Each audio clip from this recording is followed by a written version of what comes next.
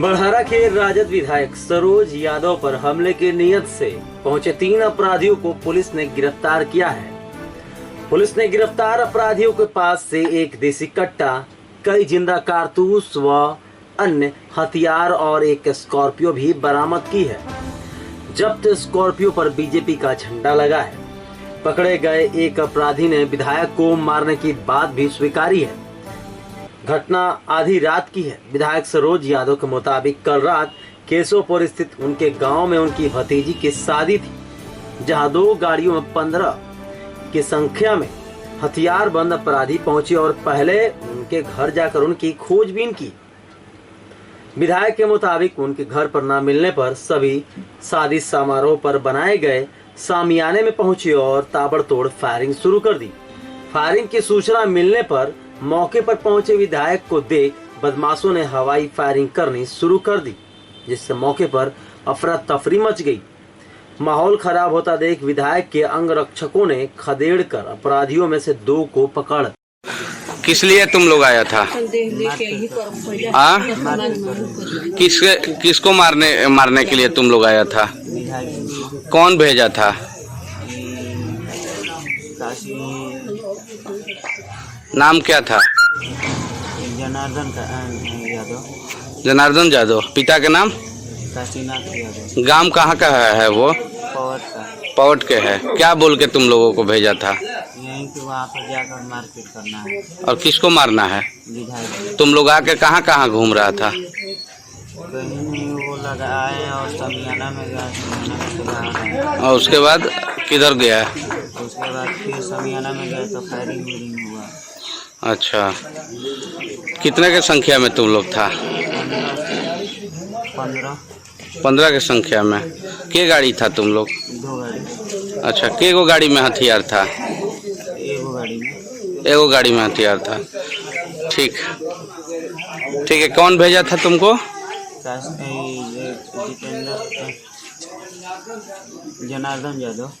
और पिता का नाम? काशीनाथ यादव। तुम लोगों को भेजा था मारने के लिए? ठीक। क्या है पूरा मामला? देखिए, कल रात में मेरे घर में एक शादी समारोह था। उसमें लगभग 3 बजे की रात्रि में 2 गाड़ी, एक स्कॉर्पियो, एक स्विफ्ट डिजायर गाड़ी से है, लगभग 15-16 लोग आए थे। और 15-16 लोगों में इन लोगों ने पहले तो मेरे घर पे आया कर देखा, वहाँ हम नहीं मिले। फिर ये लोग समैना में गया जहाँ बारात टिका हुआ था, वहाँ भी हम नहीं मिले। तो वहाँ जाने के बाद पूछा लोग कि विधायक हैं कि नहीं। जब मेरे घर पे आया तो कहा कि एक कैमरा लगा है, चलता है कि बंद है? तो लोगों ने कहा कि चले लाइट कैमरा चलता है। उसके बाद इन लोगों ने समैना में जाने के बाद मेरे बारे में पूछा। लोगों ने कहा कि नहीं, विधायक जी तो नहीं है, हो सकता है कहीं सोए होंगे या जहाँ शादी हो रहा है वहाँ होंगे। उसके बाद ये लोग करीब 4-5 फायर किया लोग। उसके बाद 4 फायर उस समय किया।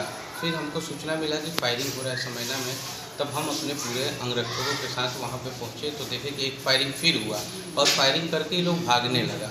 तो भागते समय ग्रामीणों के सहयोग से और हमारे अंगरक्षकों के सहयोग से एक व्यक्ति को पकड़ा गया, जिस व्यक्ति का नाम था गोरख सिंह। ये भदिया गाँव के रहने वाला है। और उसके बाद उसको पकड़ने के बाद गाड़ी स्कॉर्पियो, जो बीजेपी का झंडा लगा हुआ है, बीजेपी के लोगों का इसमें अहम भूमिका है। उन लोगों के द्वारा ये कहा गया कि मुझे जनार्दन यादव एक व्यक्ति हैं जिनके द्वारा उनको भेजा गया था मेरे हत्या करने के लिए। और जब उस व्यक्ति को हम लोगों ने पकड़ के पुलिस को सूचना दे करके मैंने डीएसपी सदर को फ़ोन किया। उसके बाद थाना को फ़ोन किया, थाना आए और थाना आकर के उसको ले गए। उसके बाद स्कॉर्पियो गाड़ी पकड़ा गया था जो यहाँ पे खड़ी थी। उसके बाद उस गाड़ी का बैटरी हमने खुलवा के रखवा दिया था, कहीं वो रोड पे गाड़ी थी, वो आकर लेके भाग ना जाए। तब तक वो व्यक्ति गाड़ी के चाबी खोल के गाड़ी में बैठ के चालू कर रहा था, लेकिन बैटरी नहीं होने के कारण से गाड़ी नहीं चालू हुई। तब तक ग्रामीण सुबह हो गया था, ग्रामीणों ने देख लिया। देखने के बाद उस व्यक्ति को भी पकड़ा गया। जब उस व्यक्ति को पकड़ा गया तो व्यक्ति बैठा हुआ था। उसके बाद बैठने के बाद हम लोगों ने उससे पूछताछ किया कि और तुम्हारे साथी कहाँ है। उसने अपने वीडियो में बाइट दिया तो हमको फलना आदमी जनार्दन यादव, पिता काशीनाथ यादव और ग्राम पवट के हमको विधायक जी की हत्या करने के लिए हम लोगों को भेजे थे। और 2 गाड़ी में लोग थे, जिसमें एक गाड़ी में हथियार था। उसके बाद उस आदमी से पूछा कि और लोग कहाँ हैं, तो एक गाँव में ही कृष्णा सिंह हैं, उनके घर में एक व्यक्ति चंदन जो लड़का पकड़ाया उसका नाम उसने जिक्र किया। तब पुलिस ने 2 गाड़ी जब रेड मारा तो वहाँ से चंदन सिंह को पकड़ा गया और चंदन सिंह और तीनों लोगों को जेल में अभी रखा गया है। अभी मैंने आवेदन लिखा। कितने सुबह की घटना है ये देखिए 3 बजे भोर की घटना है। 3 बजे भोर से ये लोग रेगिंग शाम से ही कर रहे थे, लेकिन कल मेरा कुछ स्वास्थ्य ठीक नहीं होने के कारण से मैंने बाहर निकला ही नहीं और हमने शाम को ही 6 बजे 7 बजे तक 8 बजे तक बाहर था। उसके बाद आके सो गए थे। सोने के बाद इन व्यक्तियों के द्वारा मुझे खोजा गया। नहीं मिलने के बाद ये लोग उत्पात मचाना शुरू किए।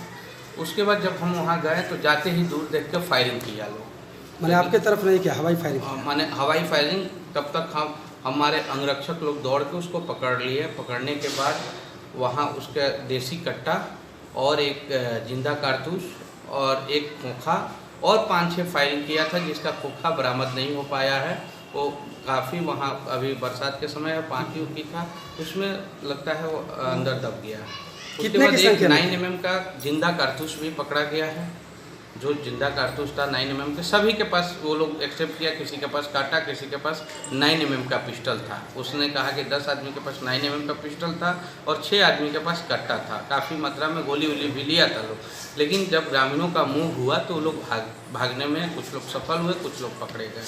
और लगातार जब से हम आज करीब 2 साल से लगातार जनार्दन यादव एक व्यक्ति है जो सरकार के संरक्षण में, उसको सरकार के जो यहाँ के लोकल या जो पूर्व विधायक लोग हैं संरक्षण देने का काम कर रहे हैं। आज वो सरकार में है और उनकी मेन उद्देश्य है उस व्यक्ति से मेरा हत्या करवाना और बार बार मेरे पे हत्या करने की साजिश रची जाती है। लेकिन दुर्भाग्यपूर्ण बात यह है कि सरकार आज तक उस पर कोई कार्रवाई नहीं की। आज मुझे इससे स्पष्ट पता चलता है कि माननीय मुख्यमंत्री नीतीश कुमार जी हम विपक्ष के विधायकों को मरवाना चाहते हैं, इसलिए उसको संरक्षण प्रदान किए हैं। वो एसपी ऑफिस के जस्ट पीछे रहता है, उसका घर है, लेकिन आज तक उसके घर पे रेड भी नहीं पड़ा है। और कई मामला में इसके पूर्व में भी मेरे घर पे गोलीबारी हुई थी। गोलीबारी में जनार्दन यादव मेन अभियुक्त था, लेकिन उस पर कोई कार्रवाई नहीं हुआ। लगातार आपराधिक घटना को अंजाम दे रहा है, लेकिन पुलिस उस पर पता नहीं क्यों कार्रवाई नहीं कर रही है। उसके लिए लॉ दूसरा है या क्या है, या बिहार की जो सरकार कहती है कानून का राज है। मुझे नहीं लगता है कि बिहार में कानून का राज है। लगातार मुझे टारगेट किया जा रहा है, मेरी हत्या करने की साजिश रची जा रही है।